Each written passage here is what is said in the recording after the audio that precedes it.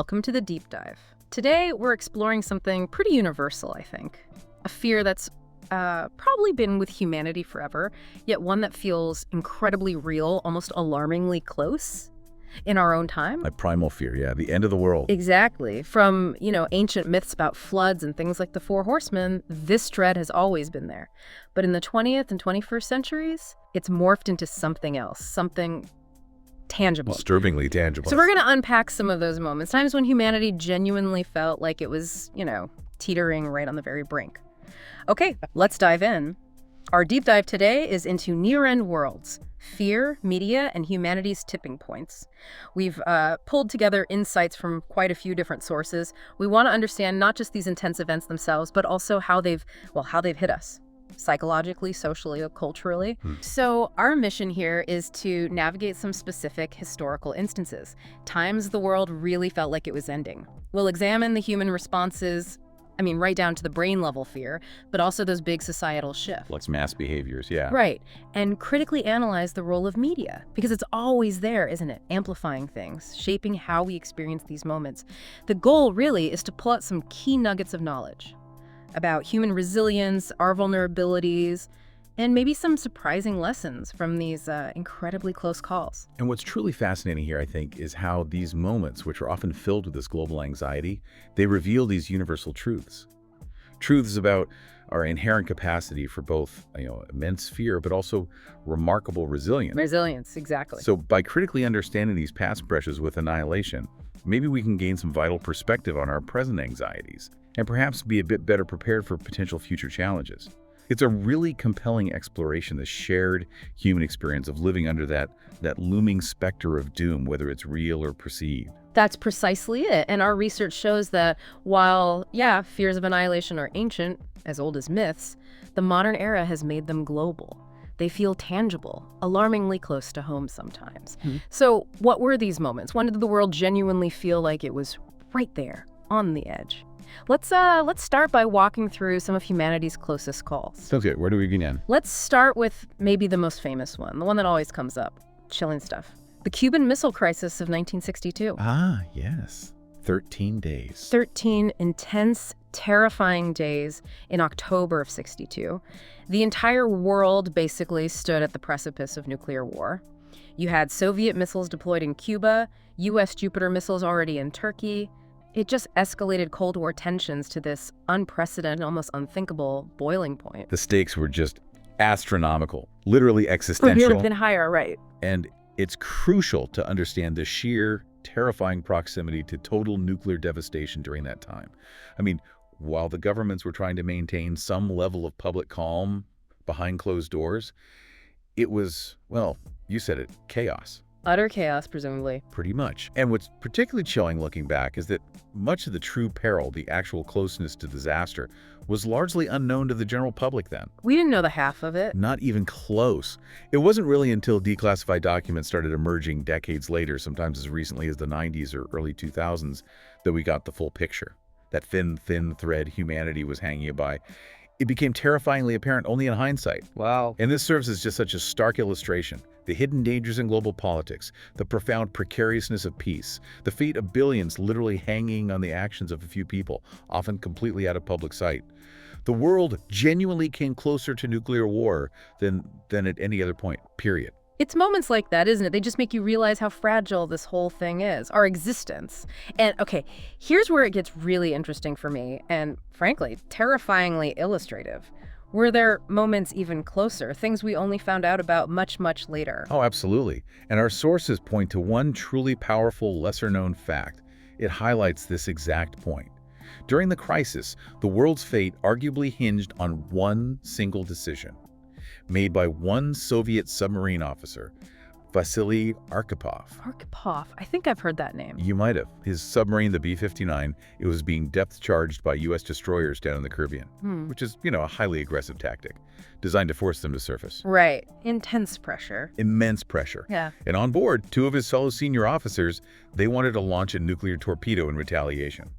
They genuinely believed war had already broken out, that they were under direct attack and needed to strike back. Oh my God. The protocol on that specific submarine required all 3 senior officers to agree to launch a nuclear weapon. Yeah. Arkhipov, he was the flotilla commodore, he had the authority, and he was the only one of the 3 who refused. He said no. Just one man said no. One man said no.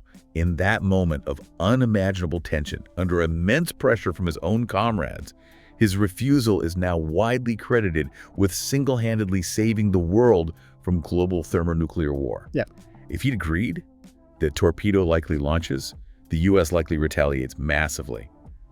And that's it. Imagine that. Just imagine being him.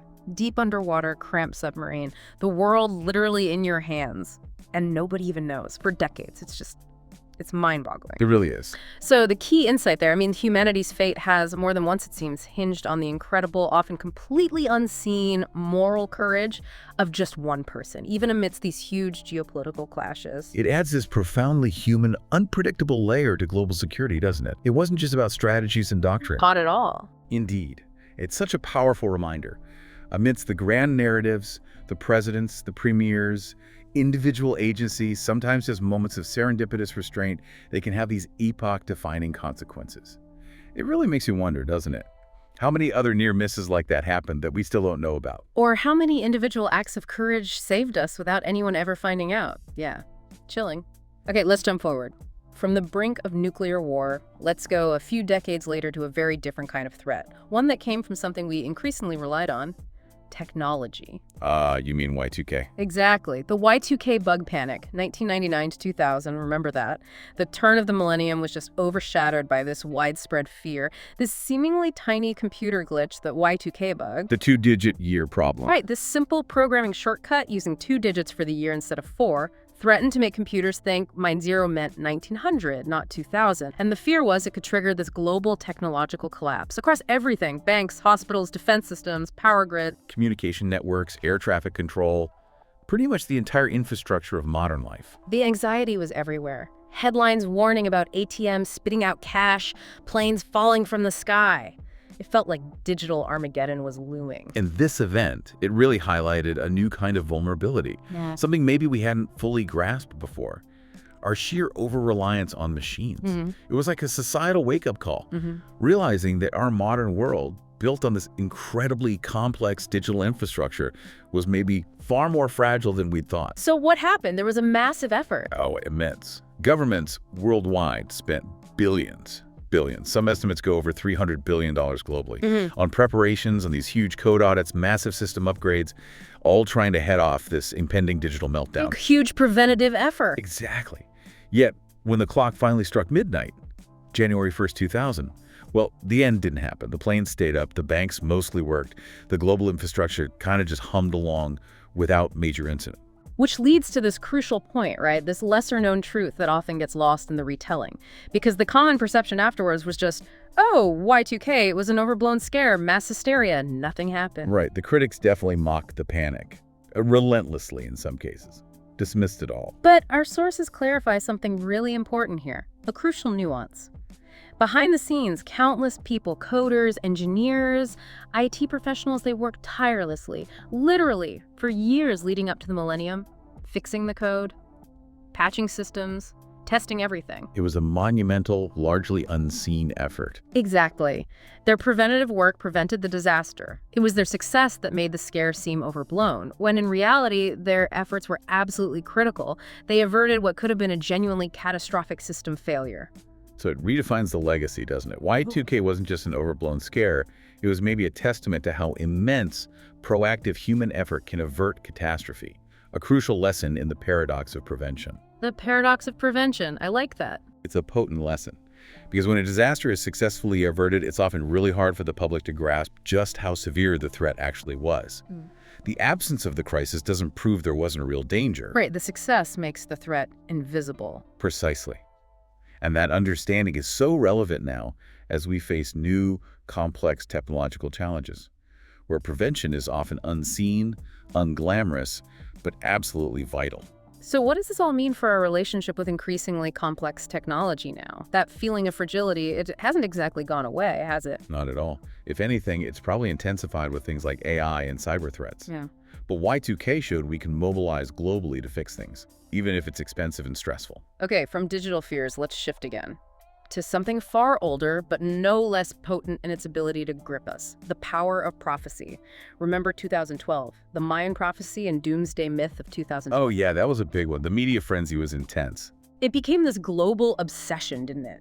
As the Mayan long count calendar neared its supposed end in December 2012, these apocalyptic prophecies just absolutely exploded. It was everywhere. News cycles, movies. Remember that movie 2000? The John Cusack flying through exploding Yes. cities, yeah, total disaster porn. Exactly. And survivalist forums, online communities, they were just buzzing with theories. Everything from like planet Nibiru crashing into Earth to giant solar flares wiping us out. It was a really fascinating case study how these ancient intricate calendar systems could be so profoundly misinterpreted and then sensationalized by modern media and, pop culture. It led to this widespread proliferation of pseudoscience, often blending little bits of actual Mayan knowledge with completely outlandish, unfounded claims. It just vividly illustrates how easily cultural narratives, especially ones tied to ancient mysteries or wisdom, can get distorted. And amplified. Hugely amplified, tapping right into those existing end-of-world anxieties that are always simmering beneath the surface. Regardless of any factual basis, that human inclination to seek patterns, seek meaning, even where maybe none exists, it can lead to widespread panic. And the core myth here, the big misunderstanding, as our sources make really clear, the Mayans themselves never predicted the end of the world. Not in the way it was portrayed, no. That end of their long count calendar, it was simply the conclusion of a cycle, a very long cycle, sure, but still just a cycle. It was basically their equivalent of our December 31st, a transition point, a new beginning, not some absolute termination. Like a cosmic odometer rolling over, marking the completion of one grand cycle of creation and the start of the next. Exactly, which really highlights this human tendency, doesn't it? To project our own existential fears, our own dramatic narratives onto these ancient, often complex systems. We turned a cyclical calendar reset into this Hollywood apocalypse movie. And that projection, that misinterpretation, it had very real-world consequences. It wasn't just online chatter or movie plots. Right, you mentioned a specific example. Yeah, our sources highlight a case study from India in 2012. Hundreds of people in several rural villages, they actually fled their homes, abandoned their possessions, their livelihoods, genuinely fearing the literal end of the world was coming on December 21st. Wow, where did they go? They gathered in open fields, apparently believing they'd be safer there from whatever cataclysm was coming. Yeah. It just demonstrates how these global myths, even ones rooted in total misinterpretation and amplified by distant media, can manifest in these profound, real local impacts, causing genuine distress, social disruption, even displacement for people caught up in the panic. It really underscores the power of belief, doesn't it? Even when it's completely divorced from facts. Immense power. And the speed at which that belief spread globally was also quite remarkable. Okay, finally, in our historical timeline of near misses and perceived ends, we come to something much more recent, and for many of us, much more visceral: the COVID-19 pandemic of 2020. Yeah, still very fresh. Very fresh.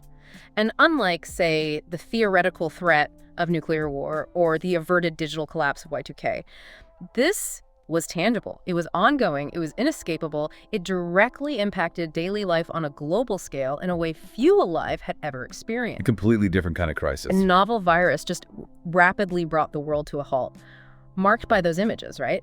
Empty streets in major cities, overwhelmed hospitals, mass deaths, and that sudden pervasive shift to digital lives.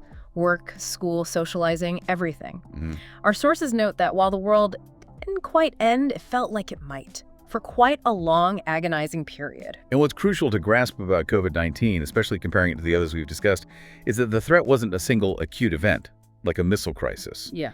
or one that was ultimately averted like Y2K seemed to be. Right, it was different. It was this pervasive, slow-burn unraveling of normalcy, a crisis that forced this fundamental, prolonged shift in daily life for billions. The sense of an ending wasn't that sudden bang. It was more like a creeping, insidious presence that just eroded certainty and security over months, even years. Yeah, that slow burn description feels right. It wasn't over in 13 days. Not at all. And if we connect this to the bigger picture, COVID vividly showed us the profound fragility of our interconnected global systems. How quickly something seemingly distant, a virus emerging somewhere else, can become deeply personal, deeply societal, impacting everything from global supply chains and economic stability. Yeah, mental health. Yeah. Exactly. Mental health, the very fabric of social interaction, and really redefined what the end could feel like. Not necessarily an explosion, but this pervasive, grinding halt to life as we knew it. It really felt like the world as we knew it had changed forever, didn't it? A different kind of ending, one that definitely left a lasting scar, I think, and fundamentally altered our understanding of global vulnerability. Absolutely. It exposed vulnerabilities many hadn't even considered before. So we've seen these moments, how close humanity has come, or felt it came, to the brink. But what does that proximity to disaster actually do to us, as individuals, as societies? Let's turn now to the human response. The psychology of fear, collective behavior, when the end seems near. Right. Because the impact isn't just geopolitical or technological, it's deeply human. From an evolutionary perspective, our sources explain something really fundamental. Humans are biologically wired to overestimate threats. Overestimate them. Why? It's a survival mechanism, known as negativity bias. Basically, it's better to be safe than sorry. Our ancestors who assumed the rustle in the bushes was a predator, even if it was usually just the wind, were the ones who survived to pass on their genes. Those who were too optimistic, well, they got eaten. Okay, so it's baked in, deeply baked in. It's not a flaw. It's an ancient defense mechanism, fine-tuned for survival in a dangerous world. So, in crises, our amygdala, that's the brain's primal fear center, it can effectively hijack rationality. It bypasses the prefrontal cortex where logical thought happens. Fight or flight kicks in. Exactly, leading to those primal fight or flight responses. Yeah. And we would see this play out in very real ways. Widespread panic buying, impulse hoarding, remember the toilet paper frenzy? Oh, I remember. And even, in some extreme cases, instances of mass hysteria. It's our ancient wiring kicking into high gear. And you can see this so clearly when you look back at the examples we discussed. Think about the Cuban crisis again. Those images of school children practicing duck and cover drills. Under their desks, yeah. Huddled under desks. Despite the chilling reality that, it likely wouldn't have saved them from a nuclear blast nearby, that wasn't really rational protection, was it? It was more like a widespread societal coping mechanism, rooted in this overwhelming primal fear. A way to feel like you were doing something. Right. Or the wave of anxiety during Y2K, prompting all that stockpiling bottled water, canned goods. That reflected those deep-rooted fears about relying on these complex machines we couldn't fully understand or control. Tapping right into that negativity bias, what could go wrong? And what's really fascinating here is how these ancient biological defenses, which were perfectly adapted for immediate physical survival in simpler environments, can sometimes lead to irrational or even counterproductive responses when we face complex, modern, abstract threats. Like a computer bug or a global pandemic. Exactly. Negativity bias, so helpful in a jungle setting, can create huge challenges in our interconnected, information-saturated world, where the threat isn't always a visible predator, but maybe an invisible virus or lines of faulty code. It shapes our perception of risk, often making us focus disproportionately on the potential bad outcomes, even if the probability is low. So it makes us ask, are we hardwired to kind of filter out the good news or downplay progress even when it's happening? That's a really interesting question. It might make us more attuned to warnings, which is good, but maybe less able to appreciate stability or gradual improvements. And this fear, it doesn't just affect us as individuals, right? It profoundly shapes collective behavior, societal dynamics. Absolutely. Our sources draw on sociological insights here, particularly from thinkers like Emil Durkheim. He highlighted how shared fear has this dual capacity. It's paradoxical, really. How so? Well, it can both strengthen social cohesion, uniting groups against a common perceived threat, fostering solidarity.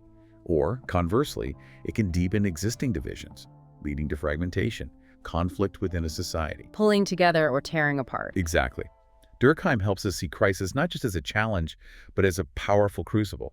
It can either fuse a society stronger through collective action and mutual support, or it can expose and widen its deepest fault lines. And we saw that so clearly during COVID, didn't we? Painfully clearly. On one hand, you had these moments of profound global solidarity. Healthcare workers hailed as heroes, mutual aid groups popping up in communities, unprecedented international cooperation on vaccine development. Right, the clapping for carers, things like that. Yeah. But simultaneously, the same crisis fueled significant political polarization. intense debates over vaccines, mask mandates becoming these ideological battlegrounds, vocal lockdown protests that fractured communities right along pre-existing political or social divides. It's incredible how a shared threat can pull us together and tear us apart at the exact same time. Yeah. What does that tell us about our inherent societal fault lines, do you think? That's precisely the fascinating paradox, isn't it?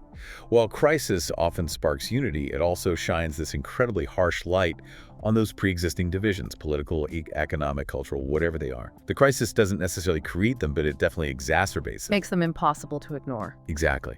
And there's another fascinating concept from our sources related to this: mass psychogenic illness. Okay, what's that? It's this documented phenomenon, the rapid spread of symptoms, often physical symptoms like nausea, dizziness, headaches, but without a clear organic cause. Spreading within a cohesive group during times of shared anxiety or these doomsday panics. So people actually feel sick because of the collective fear. Essentially, yes. Yeah. Think about historical examples like the dancing mania outbreaks in medieval Europe, or even some modern industrial incidents where groups of workers suddenly reported identical non-organic symptoms after a scare. It underscores the incredibly powerful influence of collective belief, anxiety, and social suggestion on individual well-being, even on physical manifestation. Wow. It's a profound reminder that our minds and bodies are deeply interconnected, especially under stress, and that shared stress, shared fear, can have very real physical ripple effects through a community. Okay, so we've looked back. Let's transition now to our current anxieties. Because this post-Cuban, post-Y2K, post-pandemic world, we're still grappling with familiar fears, aren't we? But maybe filtered through new technologies, new global challenges. Indeed. It feels like we have a whole new suite of contemporary existential fears that feel acutely pressing right now. The climate crisis, for instance. Feels huge, looming. It's this pervasive, growing fear of irreversible global warming, ecological collapse. It's not sudden, like a missile launch. Right. It's slow motion, chronic, but potentially catastrophic. Yeah. And it's triggering this specific form of anxiety, eco-anxiety. Eco-anxiety, I've heard that term. Yeah, it's particularly pronounced in younger generations, Gen Z, millennials. They report significant distress about the future of the planet. It's this dread tied to seeing the perceived unraveling of ecological systems, wildfires, floods, extreme heat. It manifests as helplessness, grief, despair. A constant background hum of anxiety about the future. Pretty much. Then you have the specter of AI takeover. Right. This feels like Y2K on steroids almost. It does draw striking parallels, doesn't it? That same underlying fear of digital systems going rogue, but maybe even deeper now, with advanced AI like ChatGPT and beyond, raising far more profound existential concerns. On what? Specific? Fears about digital autonomy, AI, making decisions we don't understand or control, losing human control over increasingly intelligent systems, even the unsettling prospect of human obsolescence, AI taking jobs, or fundamentally changing what it means to be human. It reflects this renewed, maybe more sophisticated fear of technology evolving beyond our grasp, posing fundamental questions. Exactly, Ken. Let's not forget nuclear tension 2.0, because the nuclear threat, it never really went away. No, it feels like it's back in the headlines. Absolutely. Our sources remind us it's far from just a relic of the Cold War. If anything, it's reemerged with renewed potency recently. Russia's invasion of Ukraine, with all the thinly veiled nuclear rhetoric, and North Korea's ongoing missile tests getting more sophisticated, these are stark present-day reminders of this persistent danger. It grounds that historical context of Cuba right in our current geopolitical reality. The chessboard is still fraught with these high-stakes risks. So it raises that question you posed earlier. Are these just old fears in new clothes? Or are they genuinely new levels of threat requiring totally different approaches than, say, the Cold War strategies? That's the multi-trillion-dollar question, isn't it? And underpinning all of these modern anxieties, there's the inescapable, overwhelming role of media. Modern media. Oh, yeah. Our sources state it so plainly, fear now spreads in seconds. Seconds. Think about it. Platforms like TikTok leading to endless doom scrolling, that compulsive need to keep absorbing negative news, YouTube hosting countless conspiracy channels, unverified content, and now the really unsettling rise of AI-generated misinformation. You fake news articles? All of it. Dramatically amplifying dread faster than any traditional newspaper or TV broadcast ever could. Faster even than a biological virus can spread. It's instantaneous global reach. And this speed and reach, it represents a fundamental shift from earlier eras. That constant barrage of information, often unverified, often sensationalized, means collective responses, good or bad, become far more rapid, more widespread, and exponentially harder to manage or fact-check. The sheer volume is overwhelming. Totally. And what's particularly problematic is how uncertainty itself, which is always a hallmark of any crisis, just fuels myth-making and the proliferation of conspiracy theories in this hyper-connected environment. Any vacuum of verified, timely information gets instantly filled by whatever narrative, however baseless, gains traction, usually through social contagion, algorithmic amplification. It just spreads like wildfire. Exactly. For a potent case study on this, just think about TikTok between 2020 and 2021, the rise of those pandemic influencers. Right, some were doctors, some were No. not. Precisely. It ranged wildly. Some genuinely tried to provide helpful public health advice. Others, maybe unwittingly, maybe not, blended real information with significant misinformation. But their content, regardless of intent, profoundly shaped the minds of young people globally, often reinforcing or creating anxieties based on unverified claims about the virus, treatments, vaccines, whatever. So it vividly illustrates that complex, often problematic, unpredictable role of new media in shaping perception and behavior during a real crisis. Absolutely. It's like fear itself went viral.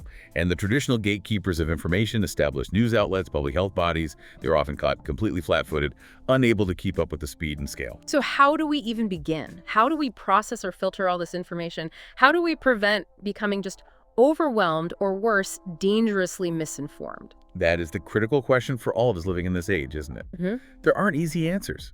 Critical thinking skills, media literacy, seeking diverse sources, they're more important than ever. Okay, so to truly deepen our understanding, we need to unpack some of the controversies, the common myths, the crucial lesser-known truths that often get obscured or just lost in the frenzy of these end-of-the-world narratives. Getting these nuances gives us a more complete picture, challenges maybe our first assumptions. Definitely. Let's start by reinforcing the reality of the Mayan calendar again. We touched on it, but it's worth really hammering home. Please do. The end of the Mayan long count calendar in 2012 was definitively, absolutely, a calendrical cycle conclusion. Not a prediction of the world's physical demise. It was like a very, very large odometer rolling over, marking a new era, not the end of existence. So the sensationalism completely missed the point. Completely. It serves as such a stark reminder of how historical and cultural contexts get misunderstood or just ignored for a more dramatic story. It speaks to that human inclination to find extraordinary, sometimes apocalyptic meaning in things that might be more mundane or at least cyclical. Right, and the same applies to Y2K, doesn't it? We need to emphasize that counter-narrative. Exactly. We already touched on this, but it really bears repeating. While many mocked the panic as an overreaction, a huge waste of money, the extensive, tireless work of those coders behind the scenes successfully prevented widespread disaster. It wasn't nothing. It was far from nothing. Major organizations, banks, airlines, governments, they dedicated massive teams, huge budgets, to fixing legacy systems, auditing code line by line. That apparent lack of an event was actually a testament to proactive effort and ingenuity, not proof of a false alarm. It's such an important correction to that widespread misconception that it was all hype. It was only hype because the fix worked. Precisely. That's the paradox of prevention again. The absence of the negative outcome gets mistakenly read as proof the threat never existed, rather than proof that successful mitigation happened. The better you are at preventing it, the less evidence there is you needed to. Exactly. It makes it hard to get credit or even funding for future prevention, but it's a vital lesson. Okay. Then, during the COVID-19 pandemic, we saw just how easily misinformation could take hold, turning that genuine uncertainty into this fertile ground for wild theories. Oh yeah. Things like the lab leak origin theories, the 5G conspiracies, they thrived, spread rapidly right alongside the actual virus. These narratives, often fueled by legitimate fears and a lack of immediate, clear answers from authorities. They offered simple explanations, maybe? Simple, albeit often baseless, explanations for a complex, frightening, invisible threat. When faced with that kind of chaos, the human mind desperately seeks narratives to make sense of it. And if factual narratives are slow to emerge or perceived as incomplete or untrustworthy, more dramatic or conspiratorial ones quickly fill the void. Gaining traction through social contagion, not evidence. Right, which is incredibly dangerous because it erodes trust in established institutions, science, government, public health, and creates these deep societal divisions, just when unity is needed most. And finally, on myths and controversies, there's that truly fascinating, kind of chilling, lesser-known myth around the Cuban Missile Crisis. You mentioned a secret nuclear detonation. Yes, our sources refer to this story, a claim of a secret nuclear detonation during the Cuban crisis that was never reported until decades later. Now, it's really vital we frame this correctly. This is a claim, a story, that surfaced much later. Not confirmed fact. Not confirmed by official records or mainstream historical accounts, no.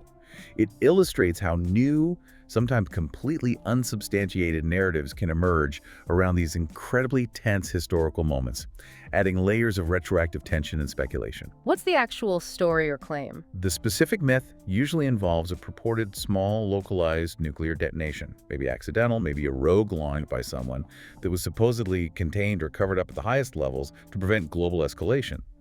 These stories circulate, often in specific communities or online forums, purporting to reveal a hidden, darker truth about how close we really came. Wow. But while these claims are typically unsubstantiated, their very existence highlights how historical events keep evolving in public perception, long after they're over. They're often fueled by incomplete information, maybe some genuine anomalies in the records, dramatic speculation, or just a general distrust of official narratives. Feeding into that what-if mythology surrounding such a pivotal moment. Exactly. It points to the challenge of historical truth in the information age. Even decades later, new revelations or unsubstantiated claims can pop up and profoundly alter the public's understanding, often making an already tense situation seem even more dramatic in retrospect. Narratives are constantly being constructed and reconstructed, sometimes with very little basis in fact. Fascinating. Okay, to deepen our understanding even further, let's bring in some expert perspectives. Insights from prominent thinkers who've analyzed these phenomena, offering diverse, sometimes contrasting viewpoints on humanity's dance with the brink. Good idea. Let's start with maybe the dire warnings and that role of randomness we talked about. Noam Chomsky, the renowned linguist, political activist. He has powerfully assessed the Cuban Missile Crisis as unequivocally the most dangerous moment in human history. Full stop. He doesn't mince words. No. And he often emphasizes that our survival during that period owed as much to sheer luck and individual acts of restraint like Arkapov's refusal as it did to any deliberate design or rational strategic foresight. So less about brilliant planning, more about dodging bullets. That's a big part of his argument. Chomsky points to numerous instances, miscalculations, communication failures, the hair-trigger readiness of nuclear forces that could have, at any moment, accidentally plunged the world into catastrophe. He suggests our continued existence is, in part, a testament to just incredible dumb fortune. Talk about high stakes. Chomsky really puts it into perspective that we might just be incredibly lucky to even be having this conversation. That survival was far from guaranteed by rational planning alone. It's a really sobering thought. Challenges our sense of control. Deeply sobering. Then you have someone like Yuval Noah Harari, the historian and philosopher. He offers a compelling theory focusing on interconnectedness and that gap between perception and reality. Okay, what's his take? He argues that modern panic isn't just about the threat itself, it's fundamentally a byproduct of our hyper-global interconnectedness and the relentless speed of modern media cycles. So it's the system amplifying the fear. In Harari's view, yes. Panic spreads because information, and therefore fear, travels instantly, across borders, across cultures, amplifying what might be a local anxiety into a global contagion almost immediately. Whether it's a financial crisis starting in one market or a virus outbreak in a single city, the speed of information ensures it becomes everyone's immediate concern, fostering this sense of shared, amplified threat. Which connects directly back to what we were saying about TikTok and doom scrolling. If fear can go viral, it will globally, often before the facts even catch up. Exactly. And offering a fascinating counter-argument to this pervasive sense of doom is the psychologist Steven Pinker. Pinker. He often focuses on progress, right? He does. He presents this contrasting perspective. While fear and impending doom undeniably dominate headlines and public discourse, statistically speaking, the world is actually safer in many measurable ways than it used to be. Safer? How? Pinker points to long-term trends: declining rates of violence, extreme poverty, major diseases, illiteracy over centuries. He argues that human progress, while obviously imperfect and uneven, is a demonstrable statistical trend. So he highlights this huge gap. between public perception, which is heavily fueled by constant dramatic news, negativity bias, sensationalism, and the objective statistical reality. Precisely. Which raises that really important question. How do we reconcile the pervasive feeling of constant threat with data that, in some areas at least, suggests genuine improvement and greater safety? What shapes our perception more strongly?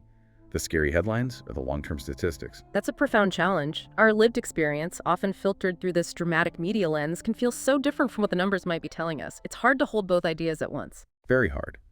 And beyond these sort of established thinkers, our sources also touch on some of the alternative, even fringe, views that often emerge during these near-end moments. Right. Like what?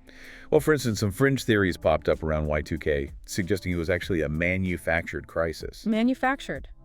By who? For what? The theories usually pointed towards tech firms' consultants, arguing they deliberately orchestrated or at least hugely exaggerated the Y2K bug threat to generate massive revenue. Billions of dollars spent on remediation efforts, compliance checks, creating this whole industry around fixing a problem they supposedly blew out of proportion. So, cynical profiteering disguised as a global emergency. That was the claim. It illustrates how deep-seated mistrust in institutions, whether it's government or big corporations, can lead to these alternative, often conspiratorial explanations for events, especially when the perceived threat seemingly vanishes without causing obvious catastrophe, making people question the initial warnings. Okay. And what about 2012? Any alternative takes there? Yes, there was the interpretation of 2012 as a spiritual end rather than a physical one. This perspective was quite popular in various New Age and spiritual communities. So not world destruction, but world transformation. Exactly. They argued the end of the Mayan calendar cycle wasn't about Earth's physical destruction, but a profound shift in consciousness, a global awakening, the beginning of a new spiritual era for humanity moving into higher vibrations, a golden age, that sort of thing. Interesting. It illustrates how individuals and groups often seek deeper, often non-literal meanings in these end times prophecies, moving beyond a purely physical interpretation to find personal or collective transformation, maybe a sense of hope, even amidst perceived doom. It's truly fascinating how many different interpretations, theories, anxieties, hopes can all arise from the very same set of events or predictions. It just shows the sheer complexity of human belief, doesn't it? Our innate need to make sense of the unknown, whether we use empirical data, historical analysis, or spiritual frameworks. It really demonstrates the diversity of human coping mechanisms when we're faced with uncertainty and the idea of the end. Okay, let's broaden our discussion even more now. Let's look at how different cultures across the globe uniquely process and conceive of the end, because this adds such a crucial layer of perspective, right? It shows that the idea of apocalypse isn't universal, not in its form, not in its meaning. It's deeply culturally conditioned. It's a truly illuminating lens to use. Consider Western societies, for example. As our sources point out, they often imagine apocalypse through these decidedly technological lenses. Like we've been discussing nuclear war, pandemics from biotech, AI takeover. Exactly. It directly reflects these deep-seated anxieties tied to their dominant scientific and technological advancements, where the very tools designed for progress, nuclear power, computing, genetics, become the potential instruments of our own destruction.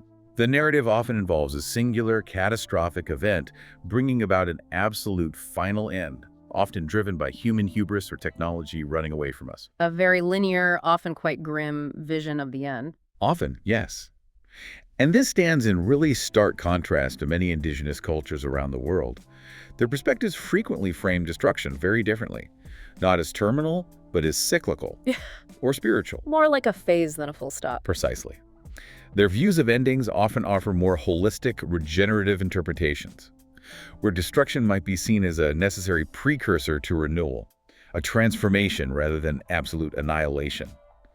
For many indigenous peoples, the earth itself is a living entity, and disruptions, floods, fires, etc., are seen as part of its natural cycles, sometimes requiring cleansing or recalibration, but ultimately leading to new beginnings. A worldview embracing cycles of birth, death, rebirth, rather than a straight line to an irreversible end. Exactly, a fundamentally different cosmology.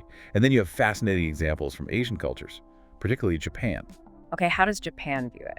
Well, Japanese society, as our sources note, was profoundly shaped by the post-Hiroshima and Nagasaki experience, the atomic bombings. This led to the development of distinct cultural themes around silent resilience, enduring overwhelming, uncontrollable destructive forces. And you mentioned Godzilla earlier. Yes. Godzilla is such a compelling cultural example. Its origins are deeply rooted as an allegory for nuclear devastation. This monstrous embodiment of the destructive power of atomic weapons unleashed on an unsuspecting population. A walking nuclear nightmare. Pretty much. Yet Godzilla also often represents this force of nature that, while terrifying, must somehow be endured, perhaps even respected, symbolizing an enduring, albeit deeply scarred nation that perseveres through unimaginable trauma. That cultural concept of Gambaru enduring with patience and tenacity really permeates responses to crisis there. That's a powerful connection, turning trauma into a cultural narrative of resilience, even through a giant monster. Many might not see that depth just watching the movie. It really speaks to a deep cultural processing of profound trauma. And finally, we should touch on Islamic and Christian eschatology. Religious frameworks. Yes, these major religious traditions provide distinct, powerful frameworks for interpreting things like pandemics and global crises. Within these faiths, such events are often viewed not merely as random occurrences. They're seen as perhaps divine tests, signs leading towards Judgment Day, or even fulfillments of ancient prophecies laid out in sacred texts like the Bible or the Quran. So events have a deeper spiritual meaning. For believers, yes. For Christians, events like plagues, wars, natural disasters are often interpreted as signs of the end times, prompting reflection on faith, preparation for the return of Christ. Similarly, in Islamic eschatology, various signs and tribulations are believed to precede the Day of Judgment, and contemporary crises are often viewed through this lens of divine decree or warning. And this profoundly shapes how people respond, presumably. Absolutely. This spiritual interpretation fundamentally shapes adherents' responses. It guides their actions, provides a narrative framework for understanding suffering, finding meaning in collective challenges. So if we connect this all to the bigger picture, these profound cultural variations show us that the end is far, far from a monolithic concept. It's deeply shaped by worldview, by historical trauma, by spiritual beliefs across different societies, offering incredibly diverse ways to make sense of catastrophe and our place within it. That's an incredible insight. How deeply ingrained these narratives are, how much they vary, and how they provide these frameworks for understanding, for coping, for finding meaning, even in the face of potential annihilation. Okay, to conclude our deep dive then, let's try to extract the critical insights, the enduring lessons from humanity's repeated brushes with the end. What have these near apocalypses actually taught us? About ourselves, our systems, our future? Well, despite the overwhelming fear and the potential for devastation, it's interesting. Moments of profound crisis can paradoxically spur incredible innovation. Necessity being the mother of invention. Pretty much. Think about the rapid medical advances during COVID-19. The unprecedented speed of vaccine development, the revolutionary rise of mRNA technology. That's going to have lasting impacts on medicine far beyond COVID. Right. Or historically, technological leaps driven by wartime needs, radar, jet engines, computing. Exactly. When survival feels like it's on the line, it forces us to overcome perceived limitations, to think differently, to accelerate solutions. And it's not just about technology, is it? You mentioned crisis fostering global cooperation at times. Yes, sometimes. Consider the intricate diplomatic efforts that somehow averted catastrophe during the Cuban Missile Crisis. That led directly to things like the Moscow-Washington hotline, designed specifically to prevent future misunderstandings at that level. A direct lesson learned and acted upon. Or the massive international Y2K preparedness efforts. That required huge cross-border collaboration. Governments, businesses, programmers all had to work together globally to audit and fix systems. These were moments where collective fear, ironically, managed to unite humanity, or at least key parts of it, against a common, overwhelming threat. But these crises also reveal our weaknesses, right? The dangers inherent in our systems and behaviors. Oh, absolutely. Significant weaknesses. Media sensationalism is a huge one we've discussed. That pervasive tendency, often driven by business models, to exaggerate threats for clicks or ratings. It doesn't just lead to misinformation. It also leads to public burnout, or psychic numbing. Psychic numbing. Explain that. When we're constantly bombarded with alarming, hyperbolic headlines, this relentless stream of negative news doom-scrolling, we can become desensitized. Our capacity for empathy erodes. Our ability to mobilize for effective action diminishes when genuine, serious threats emerge. It's like the boy who cried wolf, but on a global 2047 scale. Exactly. It dulls our senses to true danger, makes it harder to discern signal from noise. And this links directly to polarization, doesn't it? It absolutely does. It became painfully clear, especially recently, how easily panic can be politicized, how it can deepen those existing societal divisions we talked about. We saw it intensely with the vaccine debates, the mask mandates, the lockdown protests during COVID. Fear became this powerful catalyst for ideological fracturing. Turning public health into partisan battlegrounds. Precisely. Instead of uniting against a common enemy like a virus, some societies became fragmented. Different groups demonizing each other based on their responses to the crisis, fueled by misinformation, amplified by partisan media. And that concept of psychic numbing you mentioned that feels critically important to reiterate. I think it is. Repeated sensationalized exposure to world-ending headlines can genuinely gradually reduce our empathy, hinder our ability to respond effectively when real existential threats do emerge. We just become fatigued, maybe complacent, or simply overwhelmed, unable to differentiate between genuine alarm and manufactured dread. The sheer volume of apocalyptic narratives makes it hard to know what to take seriously. Exactly. Which raises this powerful concluding thought from our sources. Too many end-of-world scenarios may leave us underprepared for the real one. Wow, that's sobering. It is. Yeah. It really prompts us to consider our own preparedness, not just practically, but emotionally. Are we ready for what might truly come next, or have we been desensitized by the constant alarm bells? That is a stark and very important warning. It demands our attention, demands careful reflection. What an incredible journey we've taken through humanity's repeated brushes with annihilation, perceived or real. We've recapped that surprising proximity to disaster in the past, Arkhipov in his submarine, the Y2K fixes. We've looked at the complex psychology of fear, how it drives us individually and collectively. We've examined the powerful, often problematic role of media in shaping these experiences, and we've explored the diverse ways different cultures interpret the end. What really stands out for me are those recurring themes. Human resilience, definitely. The pivotal, sometimes completely hidden impact of individual decisions, and that double-edged sword of information in a crisis, how it can both inform and inflame. Indeed. And our sources lead us to, I think, a profound conclusion. The world has almost ended many times, but perhaps it has never truly ended because of human resilience, our capacity for reason, and, let's be honest, sometimes just sheer chance or luck. Right. Each panic, despite the difficulty, the distress it causes, leaves behind these invaluable lessons about ourselves, about our intricate global systems, and about our collective enduring need for truth amidst the overwhelming noise of fear. Which brings us back to that key question. What can we actually take from these past experiences to help us navigate future uncertainties? And how can we apply that knowledge, practically, to build a more resilient, more informed society? So as you, our listeners, go about your day, we want to leave you with some powerful questions to ponder. Building on everything we've discussed in this deep dive today, think about this. Will AI, or maybe climate change, become the next Cuban-style standoff, demanding similar levels of intense global diplomacy and maybe critical individual actions we don't even foresee yet? A chilling thought. And are we, as a society, as individuals, are we emotionally prepared for another pandemic? Or maybe a potentially more existential threat, given what we've learned or maybe failed to learn about collective fear, polarization, the rapid spread of misinformation? And perhaps most personally. How do you balance it? That crucial need for awareness about real global threats without succumbing to despair, without becoming psychically numb yourself to that constant barrage of alarming headlines. How do you stay informed without being overwhelmed? It's a delicate balance. And as that poignant yet somehow hopeful saying from our sources reminds us, the world ends for someone every day, but for humanity, it continues, scarred, wiser, and still hopeful. Scarred, wiser, and still hopeful. That's a powerful thought to carry with you. We hope this deep dive has given you maybe a shortcut to being well informed on this topic without feeling completely overwhelmed by it all. Keep asking questions, keep seeking clarity, and remember that informed curiosity, that critical thinking, it's one of our greatest strengths in an uncertain world. Until next time, stay alert, but try not to be afraid.